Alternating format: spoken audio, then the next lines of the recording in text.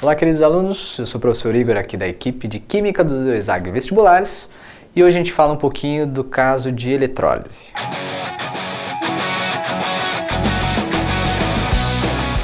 Bom, os conceitos iniciais dessa aula, depois a gente vai aprofundando um pouquinho mais.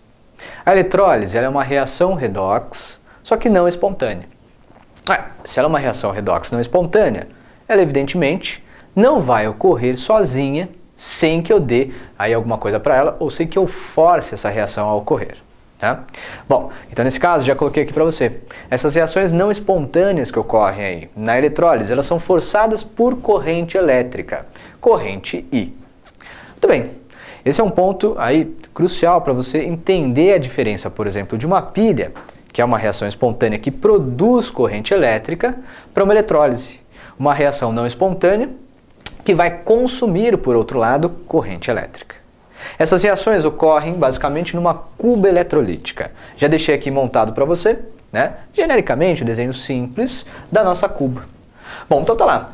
Tenho aqui um recipiente onde há a presença de dois eletrodos.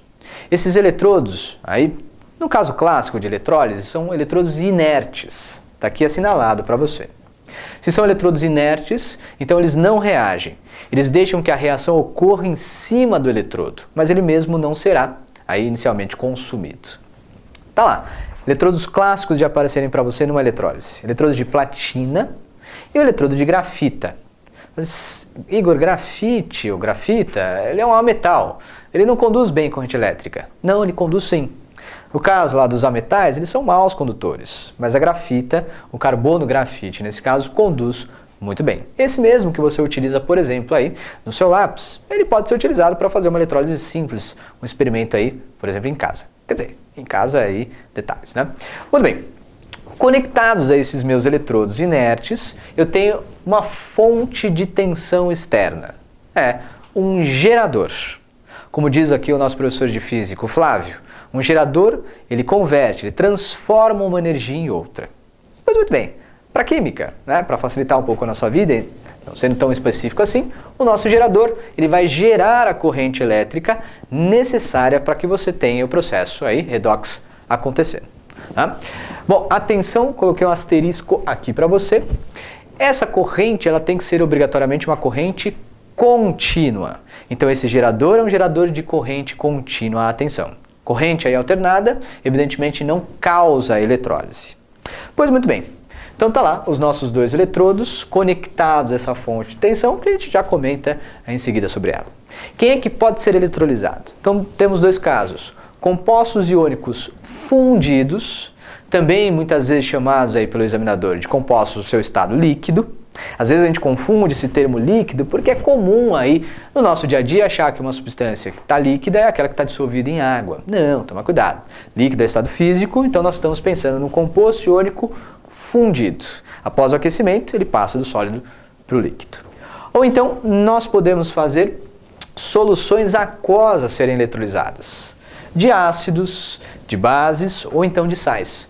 Percebam que a eletrólise dessas soluções precisam ser soluções, evidentemente, de eletrólitos, soluções condutoras de corrente elétrica.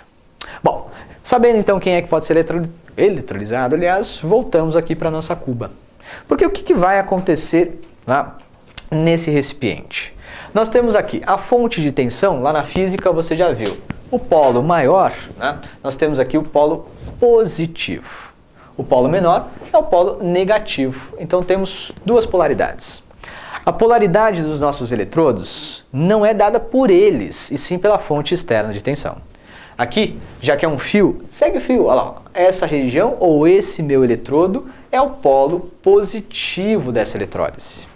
Do outro lado, esse meu eletrodo de platina ou então de grafita está ligado ao polo negativo do gerador e, consequentemente, ele é também o polo negativo.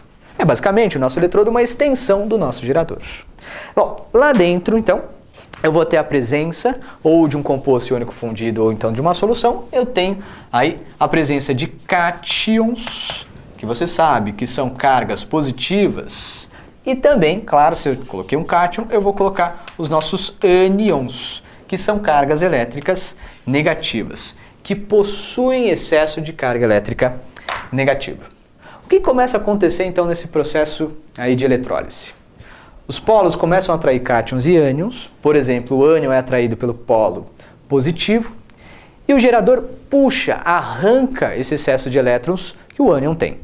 Retirando esses elétrons aqui, a fonte então retirada manda o elétron lá para o outro eletrodo, que começa a atrair o cátion uma vez que o eletrodo é negativo, e lá o cátion recebe o elétron.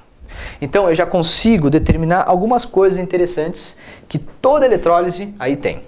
O polo, nesse caso, nosso polo, né, vamos pegar aqui, por exemplo, o polo positivo. Já que ele é o polo positivo, ele atrai ânions, né? E o que os ânions sofrem lá? Bom, eles atraem, certo? Atraem, colocar assim, ânions. E os ânions lá, né, perdem os seus elétrons. A fonte de tensão retira o elétron dele. Então, eles são, nesse caso, oxidados. Pois é, atraem ânions aí, e são, vou colocar aqui, oxidados. Pois muito bem. A oxidação, você lembra, sempre ocorre aí no eletrodo que nós chamamos de cátodo ou ânodo mesmo? Ânodo, perfeito. Então, o polo positivo, nesse caso, é o nosso ânodo, ou também chamado de anodo, certo? Então, tá lá. Então, eu já sei umas coisas. Polo positivo da eletrólise atrai ânions que são oxidados. É chamado de ânodo. É até fácil de lembrar, né? O ânodo atrai ânions. Conectado lá. Ânodo atrai, nesse caso, ânions. Fica a dica aí para você. Se o ânodo atrai ânions na eletrólise, só pode ser o polo positivo. Por outro lado, vê se não dá super certo. O polo negativo da nossa eletrólise, já que ele é negativo, ele começa aí a atrair, nesse caso, cátions. Atraem cátions. Se atraem cátions, lá eles vão sofrer um processo redox. Evidentemente, eles sofrem aí o processo de redução. Tá. Então, os cátions sofrem redução. Ele é chamado, então, sempre o eletrodo onde ocorre a redução, de cátodo, ou então chamado de catodo. Aí que fácil. O cátodo ou catodo atrai cátions. E se ele atrai cátion, evidentemente que ele é o polo negativo. Então, turma, da eletrólise, como conceito geral que eu preciso para aí as outras partes da nossa eletrólise, é identificar esses pontos. Cátodo e ânodo, aliás, cátodo e ânodo, né? O ânodo atrai ânions, polo aí positivo. Se é ânodo, ocorre o processo de oxidação. Cátodo atrai cátions e para atrair cátions é polo negativo. Se é cátodo, eu tenho o processo de redução. Tudo bem? Então fixe muito bem essa ideia. Aí nas próximas aulas eu te dou mais algumas dicas. Tudo bem? Você me aguarda? Eu volto numa próxima. Até já. Tchau.